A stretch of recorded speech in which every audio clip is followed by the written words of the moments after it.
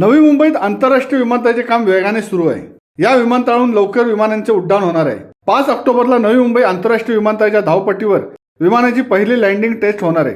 या कार्यक्रमाला प्रधानमंत्री नरेंद्र मोदी उपस्थित राहण्याची शक्यता आहे। विमानतळावर 4 टर्मिनल आहेत।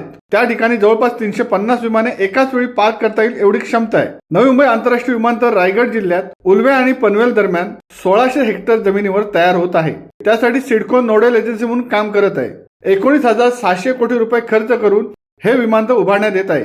हा ग्रीनफील्ड एअरपोर्ट प्रोजेक्ट 5 टप्प्यात पूर्ण होणार आहे। सिडकोचे निर्देशक विजय सिंगल आणि संयुक्त प्रबंध निदेशक शांतून गोयल या ठिकाणी सुरू असलेल्या कामांवर लक्ष ठेवत आहेत। नवी मुंबई विमानतळावर विविध कनेक्टिव्हिटी असणार आहे। मेट्रोसह बुलेट ट्रेनची कनेक्टिव्हिटी या ठिकाणी असणार आहे। एक्सप्रेसवे, उपनगरी रेल्वे, जलमार्गाची कनेक्टिव्हिटी असे आहे। त्याचा फायदा ठाणे, कल्याण, पुणे, मुंबईसह संपूर्ण महाराष्ट्राला होणार आहे। शिवसत्ता times news bureau, Navi Mumbai. दे धडक बेधडक वृत्त देणाऱ्या आपल्या शिवसत्ता टाइम्स न्यूज चॅनलला लाल बटन दाबून सबस्क्राईब करा आणि बेल आयकॉनला क्लिक करायला विसरू नका।